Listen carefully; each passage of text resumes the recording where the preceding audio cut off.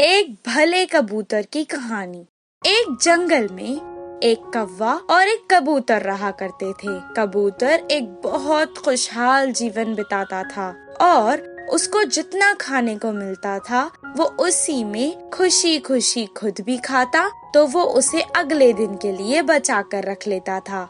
जो कोई भी उससे मदद मांगता था वो उनकी मदद जरूर करता था। पर कौवा ऐसा बिल्कुल नहीं था। जितना अनाज उसे खाने को मिलता था वो उसे खुद ही खा लेता था। वो कभी अगले दिन के लिए कुछ बचा कर नहीं रखता था और वो सब जानवरों का मजाक उड़ाते रहता था। एक दिन अचानक तेज हवा और बारिश होने लगी। ऐसा लग रहा था कि तो कोई तूफान आया है। अम्मू, इस बारिश में मैं तो कैसे भी गुजारा कर लूंगी, लेकिन मेरे मासूम बच्चे इस सर्दी और बारिश में कांप रहे हैं। अब मैं क्या करूं? ऐसा लग रहा था कि कोई तूफान आया है। उस तूफान में कबूतर का घोंसला टूट गया। कबूतर रोने लगा। पास में ही उसे एक कौवे का घोंसला दिखाई दिया। कबूतर अपने बच्चों को लेकर कौवे से मदद मांगने उसके घर गया। दोस्त, कौवा बाहर आया और कहने लगा, हाँ, क्यों बुलाया मुझे? कबूतर ने कहा, दोस्त, इस बारिश में मेरा घोंसला पूरा टूट गया है। इस सर्दी और बारिश में मेरे बच्चे भीग रहे हैं। मुझे और मेरे बच्चों को घर में रहने के लिए आज रात जगह दो ना अपने घर में। तब कौवे ने जवाब दिया, मुझे और मेरे बच्चों को घर में रहने के लिए जगह बस नहीं हो रही है। अब तुम्हें कहाँ से जगह दें? जाओ किसी और से मदद मांगो। कौवे का जवाब सुनकर कबूतर अपने बच्चों को लेकर खरगोश के घर गया। खरगोश ने उसकी मदद की और उसे और उसके बच्चों को रहने के लिए जगह दी। सुबह जब बारिश रुक गई तो कबूतर ने नया घोंसला बनाया और जंगल के बाकी सभी सदस्यों ने उसकी मदद की। कबूतर ने अब की बार बहुत मजबूत घोंसला बनाया था। कबूतर अपने बच्चों के साथ इस नए घोंसले में खुशी खुशी रहने लगा। कुछ दिन बाद उसी तरह दोबारा तेज बारिश होने लगी। इस बार कौवे का घोंसला टूट गया था। बहुत देर तक लगातार बारिश होने लगी। कौवा अपने बच्चों को लेकर हर जानवर से मदद मांगने गया। किसी भी जानवर ने उसकी मदद नहीं की। अब हर जानवर को कौवे का स्वभाव पता था। निराश होकर कौवा अब कबूतर के घर गया। जैसे ही कबूतर ने कौवे के बच्चों को बाहर बारिश में भीगते देखा तो उसे उन पर दया आ गई। अయ్యో दोस्त, बारिश में क्यों भीग रहे हो? अंदर तो आओ अपने बच्चों को लेकर। कबूतर ने उन्हें अंदर आने दिया और खाने के लिए भी अनाज दिया। जैसे ही सुबह बारिश रुक गई, कौवे ने कबूतर का धन्यवाद किया और दोबारा अपना घोंसला बनाने लगा। कबूतर ने भी उसकी मदद की और जो उसने किया था उस पर पछताने लगा। उसने तुरंत कबूतर से क्षमा मांग ली। तब से कौवा हर एक जानवर के साथ अच्छा व्यवहार करने लगा। इस कहानी से हमें ये शिक्षा मिलती है कि बुरे वक्त में चाहे दोस्त हो या चाहे दुश्मन, सबकी सहायता करनी चाहिए। चूहा बिल्ली की कहानी। एक जंगल में बड़ा सा पेड़ के नीचे बिल में एक चूहा रहता था। उसी पेड़ के ऊपर बिल्ली ने अपना निवास तैयार किया। चूहा बिल्ली तो दुश्मन है, इसीलिए बिल्ली जब तक नीचे जाती है तब तक चूहा तेजी से बिल में जाकर अपनी रक्षा कर सकता है।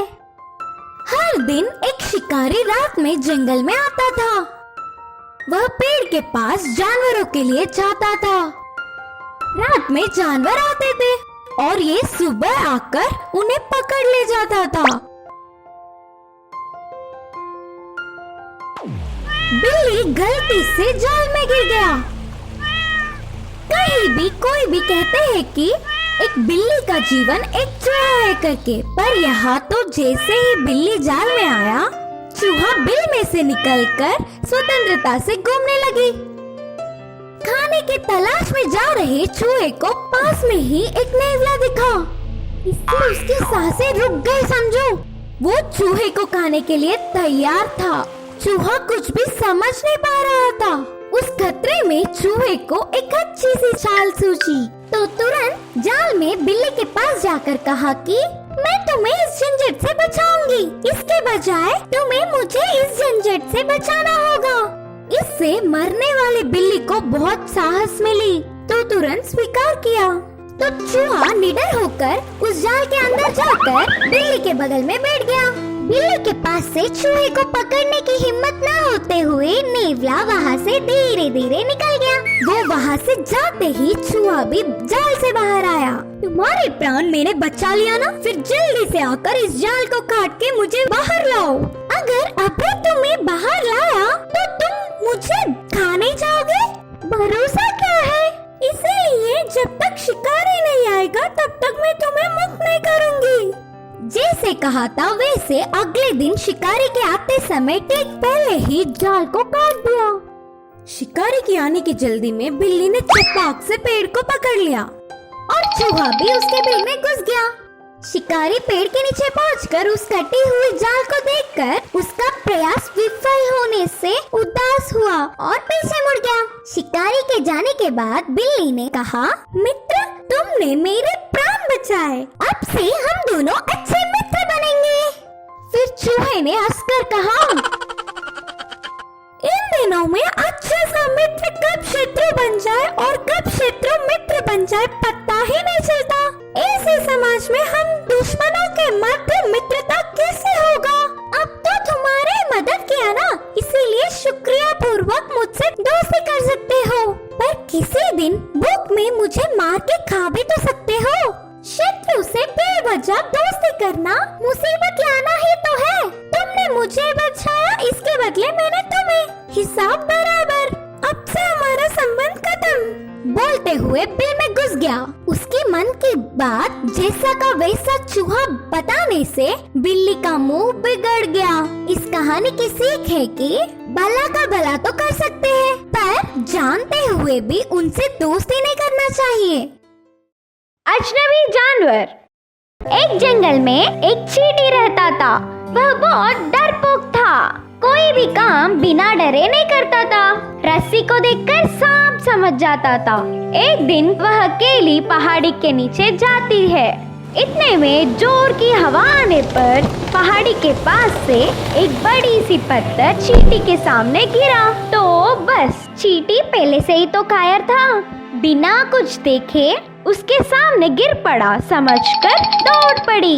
पानी में से जमीन पर उछलती हुई एक मेंढक पूछा कि चींटी चींटी क्यों इतनी तेजी से भाग रही हो? उधर एक बड़ी अजीब जानवर है, मुझसे बड़ी, वो मुझे खाना जाए करके मैं भाग रही हूँ। हाँ फिर तो वो मुझे भी मार देगी। बोलते हुए मेंढक भी उसके साथ भागने लगा। एक खरगोश सामने आकर पूछा, भाग क्यों रहे हो?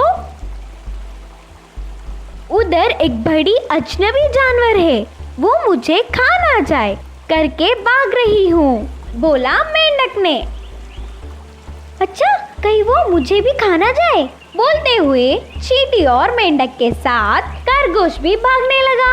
ऐसे परेशानी में भागते हुए चींटी के साथ मेंढक, खरगोश, हिरन, गधा, हाथी भी साथ आए। अब मुझसे नहीं होगा बाबा, अब मैं नहीं भागूंगा। तब शेर उनके सामने आकर पूछा, क्या हुआ, क्यों ऐसे डर कर भाग रहे हो?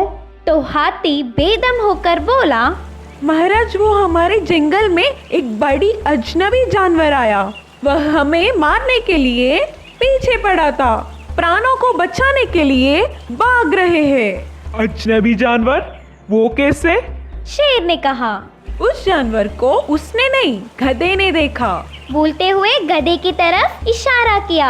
उसके बारे में मुझे भी कुछ नहीं पता, हिरन पूरा जानती है। ऐसे हिरन ने खरगोश को और खरगोश ने मेंढक, मेंढक ने चींटी की तरफ इशारा किया। फिर चींटी वह अजनबी जानवर को दिखाने सबको पहाड़ी के नीचे ले जाती है। चींटी दिखाने वाली जगह पर कोई अजनबी जानवर था ही नहीं, बल्कि एक बड़ा सा पत्थर था।